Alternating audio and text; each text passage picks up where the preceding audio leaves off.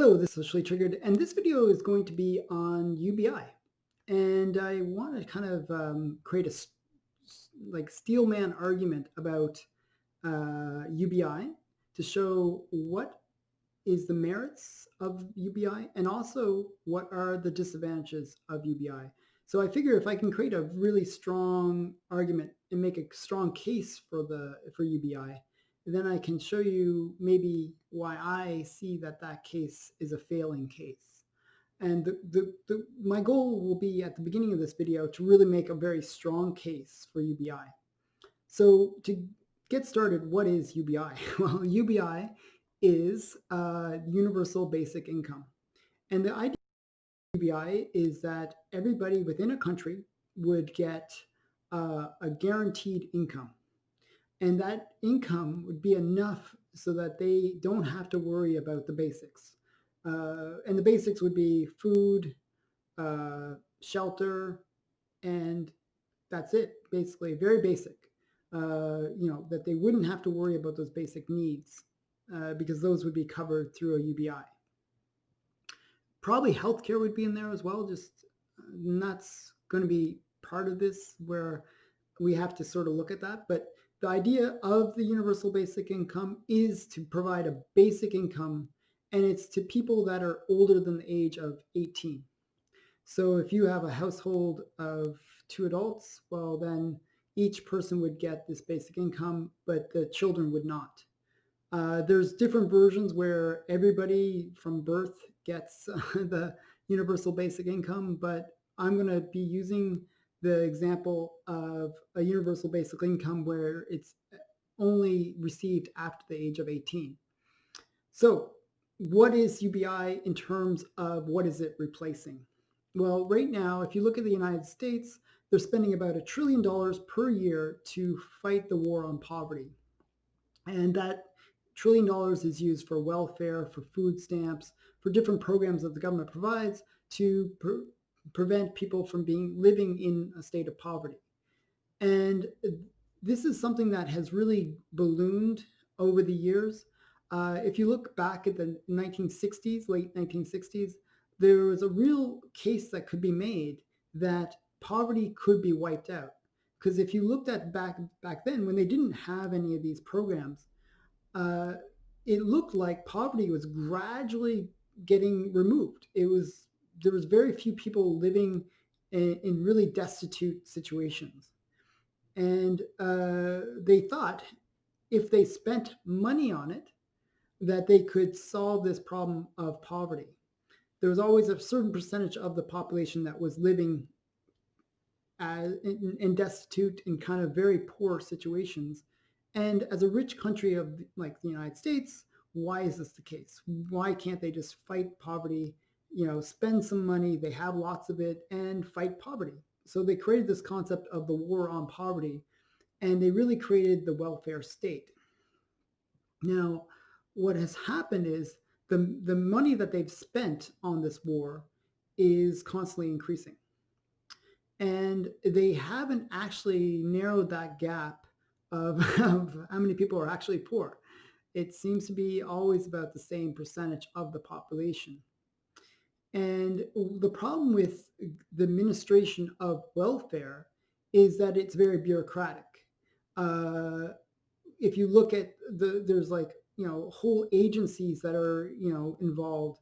There's that basically administer this welfare state, and then they have to do things where they have to vet people. They have to make sure that they monitor them. Especially with welfare, the concept is this, that you shouldn't get welfare if you don't need it. And so what they have to do is determine if you really need it. And that means following up on you and making sure that your situation hasn't changed. And there's a constant administration that's required just to make sure that the people that are receiving welfare actually merit receiving welfare. And that creates a whole bunch of problems. Well, with the concept of UBI, and this is my steelman argument, is it wipes away this whole welfare system. The idea is UBI would replace the welfare system, because what you do is you say everybody gets it, regardless of how much money that they make, regardless of anything, and you don't have to vet each candidate to see whether or not they merit receiving this UBI or not. Unlike welfare, where you have to really make sure that the people that are getting it do actually need it. So that would remove all this administrative requirement that is required to manage the welfare state.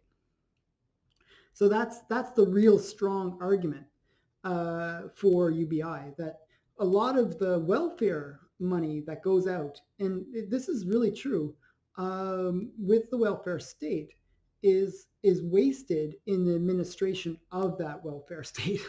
So there's just a huge amount of waste within the government itself. Probably like maybe like 30-40% of the money is wasted in administration, maybe even higher. And there's a lot of exploitation of the system that happens as well. I don't think that that is that big of an issue. It is an issue, but it's not as big of an issue as the government waste side of it. Um, so you have these two problems that really maybe make the whole system cost twice as much or 3 times as much as it really should. And so it's a lot of waste and very little effect. Whereas universal basic income gets rid of all that waste, and it basically creates a situation where there is no poverty. It's stamped out immediately. There is no poverty because everybody is instantly at that level where they are earning enough or they have enough money that they are not poor. It's just, you create a standard where they have the basics of what they need to live and survive, and they are better off. So that's the strong steelman argument that I can make, that it gets rid of government waste, and it really does kill the concept of poverty. Okay, so because everyone would have what they need to survive. Now, what's my argument against that? So if you stop the video here, well, you're going to think, oh, UBI is great, we should all have UBI. Well, I'm going to get into why it's not such a good thing. And this is where I pull apart that original argument of why UBI is such a great thing. The problem with UBI is there's a concept of basic. What is the basic needs? Okay. Well, you could say, okay, strict basic would be food, shelter. Okay. And then you might say, well, that you need more than just food and shelter to survive. You need healthcare. Well, okay, that becomes like another expense. Oh, but wait, there's other things that you need. You might need access to internet, or you might need utilities, or you might need other things.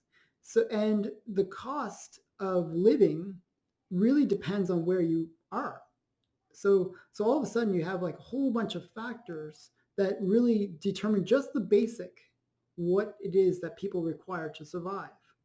So you're going to need somebody that, you're going to need a team of people to really determine that. And there's administration of that concept of what is basic. And it's actually not as simple as you might think. There would be people that would have to go out and study what is the basic requirements to live in this area. Like, for example, living in LA compared to living in the middle of Arizona would be two different things. Would they each receive the same basic UBI?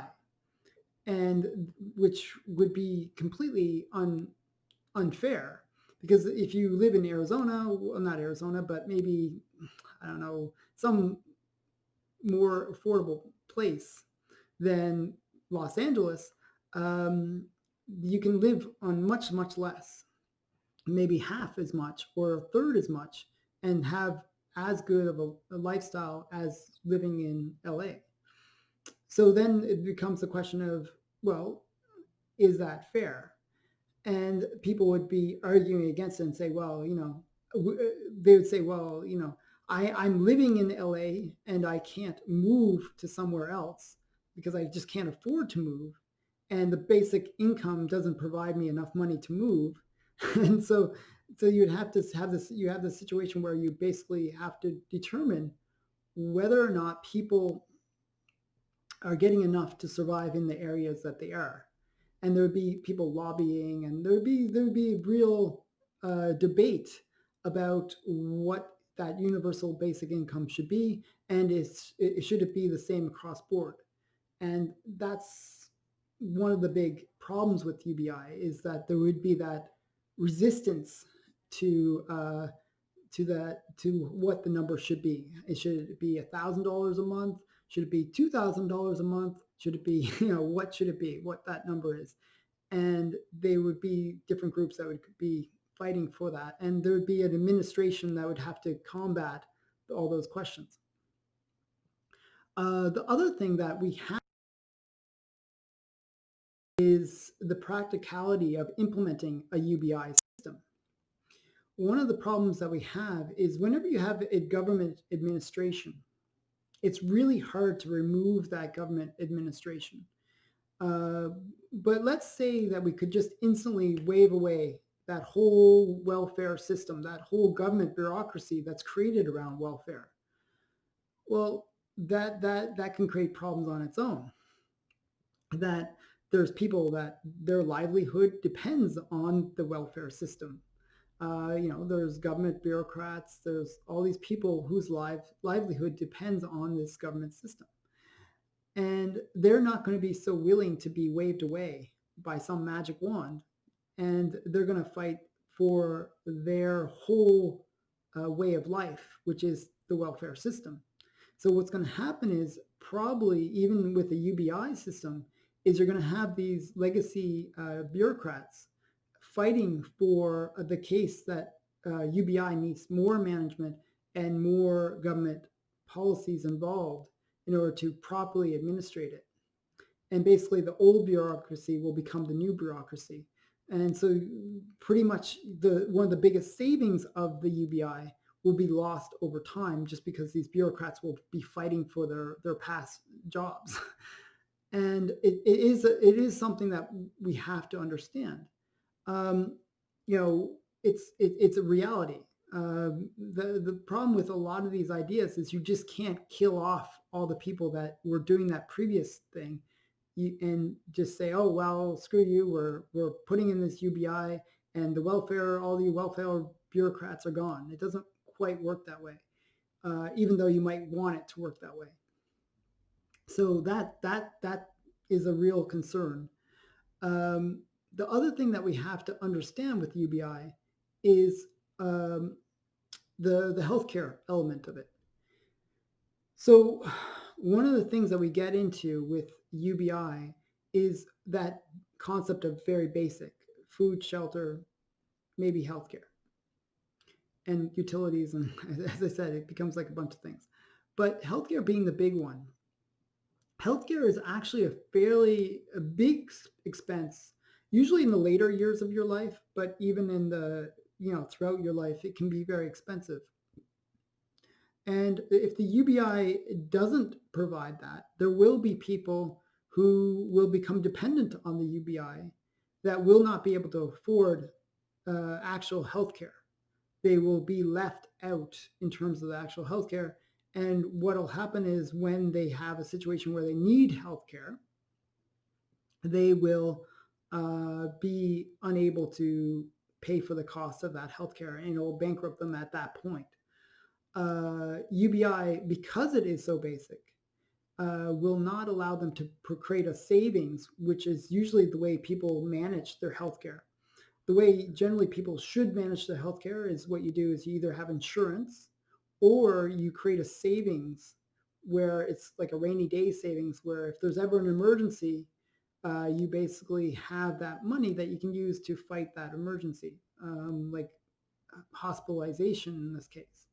So with the UBI, because you're only living on that basic amount, if you become dependent on that and you don't earn above that basic income, well, then you're never going to be able to save any more, because you're really living on just the bare minimum. and you'll never have that emergency fund. So you will need some kind of healthcare. Now, one of the things that they always talk about as well is government insurance. Well, that everybody would get, along with the UBI, they would get some kind of government insurance for healthcare. And there is a cost associated with that, and we can't ignore that. So it becomes like these things get added on to the cost of the healthcare system, of the welfare system, this UBI system. And we just have to be aware of that. And what we really need to understand with UBI is, what is that cost?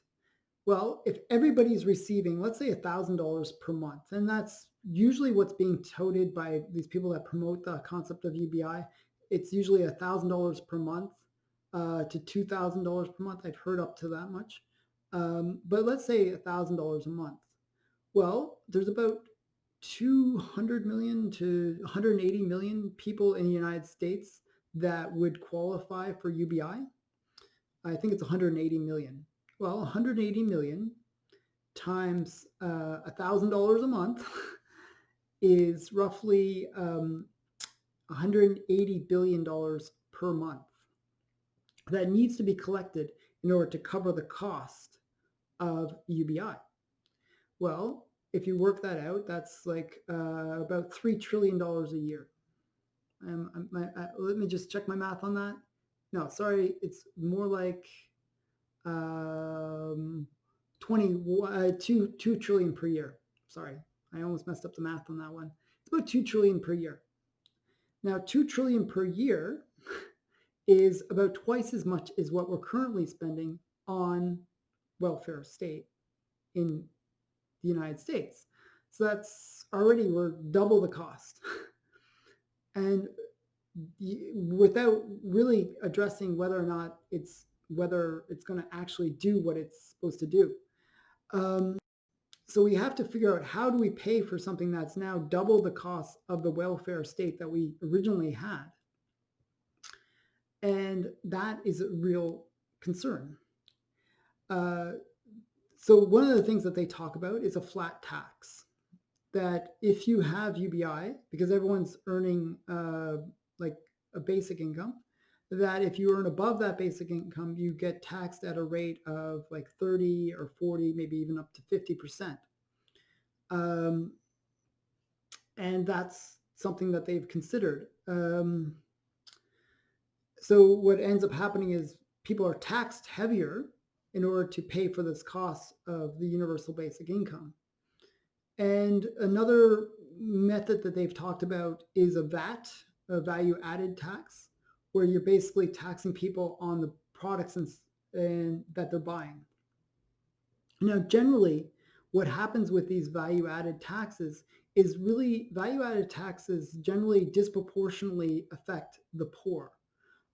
Usually poorer people are disproportionately spending more of their percentage of income on goods and services.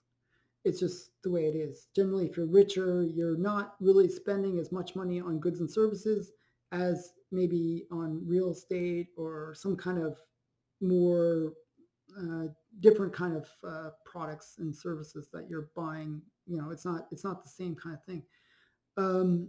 It's just the way we are. We goods that we consume become less of a priority the more money you make. There's other things that you buy, or you invest, or there's different things that you're spending your money on. But poorer people are generally spending their money on food, things that they actually need at that moment. So what happens is you're disproportionately taxing the poor with a value added tax.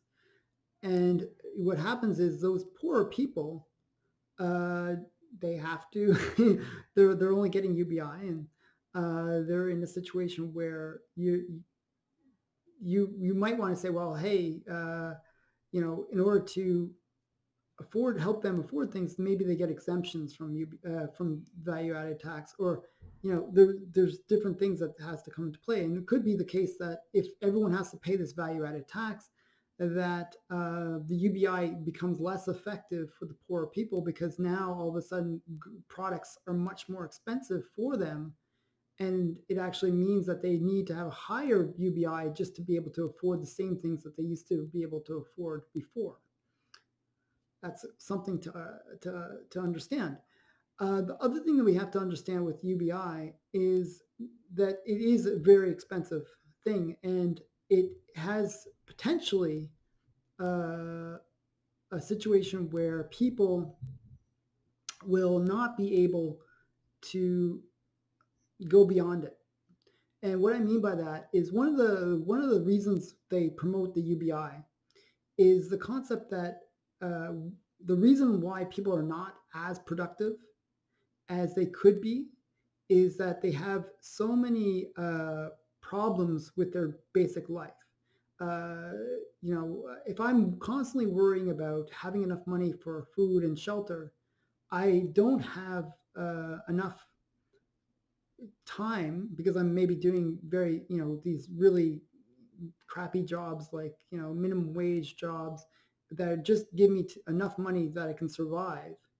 And I never get an opportunity to really build up my education level or build up my skills in order to get better jobs.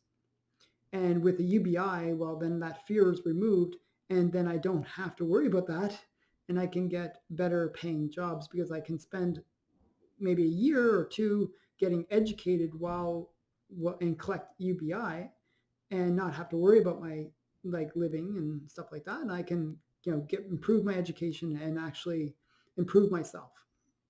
And that's one of the biggest reasons why a lot of these people support the UBI is they think that these people will be motivated to improve themselves because they won't have these concerns. However, there is the other side of it is that, well, if you create a situation where people have no concerns, no driving force for why they should change things in their life, like if I know that my food and shelter and all the things are going to be taken care of and I don't have to work, I might not work. I might not have the motivation to work. And you actually see this within the welfare state. Um, when I was growing up, a lot of my friends were on welfare because I was in a very poor area where there was like 30% unemployment. And a lot of the people in my area saw welfare as a career choice. And they basically they didn't think that they would get a job, but they didn't even consider getting a job. They just thought they would go on welfare. And it's amazing how well you can survive on very little. And a lot of people will if it's $1,000 a month, they will figure out how to survive on $1,000 a month, and they will not even try to make more than that. They'll live horribly, but they'll live on whatever it is, whatever number it is that you set, and they'll live very poorly as a result. They'll have no motivation to improve their lives because they there's no reason to improve their lives. One of the things with man is we're very we're driven by hardship. And if we have no hardship, generally we're not very driven. And so we need some kind of motivation. If there's hardship, we generally will struggle and fight against it. But if there is no hardship, we generally will become lazy and not really do much because we don't need to do much. So that's one of the problems with UBI is that it creates that mentality where people generally won't want to work or won't want to do anything because there's no real benefit to doing more. And this was actually like back to steel manning the UBI. One of the other arguments that they make with the like UBI is that UBI, the welfare state, for example, let's say you're making $1,000 a month on the welfare state compared to $1,000 a month on UBI. Well, if you work when you're getting welfare, immediately you lose that welfare. And that's a really strong discouragement for people to leave the welfare state because like if I have to work and I can only make the same as what I earn through welfare, then there's no real motivation to switch from being on welfare to being in a state where I have to work and make the same as being on welfare.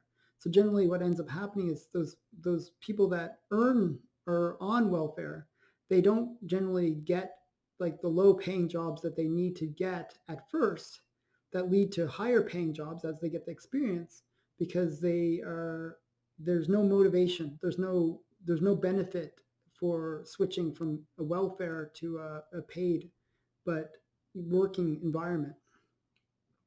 And UBI is supposed to replace that, because the fact is you get the money regardless if you're working or not working. And that's one of the reasons why people promote this UBI concept, that you don't lose the benefits even if you're working. However, I see that there's a stronger motivation, that people don't necessarily work because there's no real benefit to working, like unless you have to work. If you know that everything is covered, you're just not going to want to work. There's no motivation. You can see this with kids all the time. Like, one of the ways you get a kid to work is you say, hey, do you want those new shoes, or you want that new iPod or iPad or whatever it is? You have to earn that money. And all of a sudden, the kid will start working because they want that thing. But if you just give them whatever it is, there's no motivation to work. There's just nothing inspiring them to go work and do the extra work to get that thing that they want. So generally that's what happens with UBI, is there's just no motivation to drive them to work more than they need to. And the thing is, what it also does, the UBI could do the following. A lot of these low-waged jobs, like the ones that we need somebody to fill, what ends up happening is if you're getting a UBI, you're going to be less motivated to do these crappy kind of jobs. Why do a crappy kind of job when when you're getting a UBI and you don't have to do those kind of crappy jobs in order to get enough money to survive? So generally those crappy kind of jobs that nobody really wants to do, but people do because they need the money or they need that experience, well, those jobs are going to be harder to fill. Another big problem with the UBI is the concept of immigration. I'm very against mass immigration because I do believe that societies culturally have to maintain their culture, and when you bring in too many people, it can kill the culture. But in terms of UBI, there's a new problem that's created. When you have a universal basic income, you could import people into your country, but all of a sudden they're getting that basic income. So anytime you bring in people into your country, you're now increasing your cost. And if those people have no motivation to work, well, then generally what you're doing is you're just increasing the cost of the system without actually getting any benefit of work from those people. And I really do see this as a problem in general, even with the people local to the country, that they will generally, the people that you need, like you need those low wage jobs to be filled, and yet there's going to be less motivation to fill those jobs. So what ends up happening is you get a much lazier workforce. You'll always get the people who like to work and will be motivated to work. I'm one of those kind of people. I wouldn't want to live just on a basic amount. I would want to earn more, and I'd love to, drive myself as hard as possible to get to that higher income. But I'm not the rule. I'm the exception. And most people are fairly lazy. And I'm not trying to disparage people in general. I'm actually just being realistic. I don't expect people to work as hard as I do. I there's a lot of things that I lose as a result of working so hard. I don't get to spend time with my family. I don't get to spend time, doing some fun things in life, but I'm motivated to work hard because I have a company. I want to take care of my employees and stuff like that. It's just who I am. Not everybody has that motivation, and it is what it is. So we got a situation with the UBI where there is going to be a real demand for these low wage jobs that need to be filled. And there's also going to be a problem where there's going to be a real large percentage of people who are not willing to work. Just there's no motivation to work. Um, and I do see this as an issue with UBI. So these are some of the things with UBI. I see, okay, so to summarize, um, one is implementing UBI in the first place, getting rid of that old administration and really just implementing it and implementing it with as minimal bureaucracy as possible. Like when I talked about the cost of UBI, I said it's roughly 2 trillion in the US, but that ignores administration. Probably you're looking at another $1 trillion of administration based on what happens. And that makes it even more unattainable in terms of the costs that it imposes upon the country. The other problem that I saw with UBI is the concept that people will generally fit to how much they earn. Based, if they're given money, they'll generally not struggle or work because they don't need to struggle or work. And that's a real problem with UBI, is that there's going to be a lack of incentive. Um, if you know that you're going to die or you're not going to have a shelter to live, you got a strong motivation to work. But if there is no strong motivation to work, generally you might not work, or you might not be as motivated as you might have expected to get the additional education or the things that you need to really get those higher end jobs, or you might not have any motivation to get lower end jobs. And that's the next point, which is really that who is going to fill those low end jobs when nobody really needs to work to survive? Um, you know, that is a problem. And the last major thing is how, as a nation, can you afford UBI when it, as I said, it can cost anywhere from 2 trillion to 3 trillion, which is about 3 times the cost of the current welfare system. Another big thing is what is that basic concept of UBI? What is it that we would say is that minimal level that people would need in order to survive? And does that is that going to be universal in the true sense across the nation, where the UBI number would be the same? And is it fair that it's the same across the nation? Is it going to be the situation where you're going to deplete, you're going to have everyone move around in order to find the best place to live, which is affordable, where you can live better under a smaller amount of money?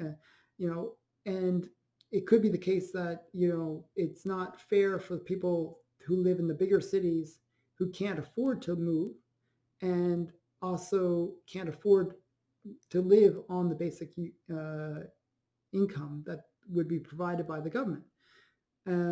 Whereas people who are in rural settings might be able to live very well on that UBI, and there'll be even a bigger incentive for those rural people not to work because they'll be basically taken care of by the state.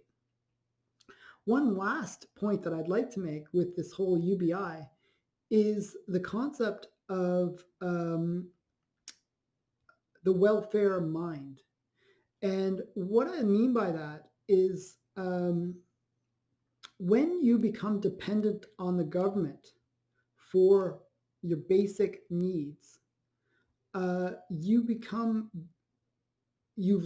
lose sense of your own independence, and you, as I said, you become dependent on the state. And do we really want the people within our countries to be dependent on the state, or self-reliant. And I really do see that there's this mental state that we get into, this welfare state of mind, where we lose a sense of individualism and a self-reliance, which is very scary to me. I actually don't like the idea of the government having so much control over society and people losing their sense of their own autonomy and freedom. And what generally ends up happening is as the state becomes more powerful, that power gets siphoned away from the people. So a big government means less power and less freedom for the individual. And I am a big advocate for freedom. So I see the UBI as a siphon away from freedom. So these are just my thoughts on the UBI. I hope you enjoyed this video. I'd love to hear people's feedback about my arguments for and against the UBI. Obviously, I'm biased. I'm very against the UBI, but I tried to make a steelman argument for the UBI, where I said it would save money on certain things and blah, blah, blah. I tried. It is hard when you're very against it. But yeah, I'd love to hear people's feedback, and thanks for watching. Bye.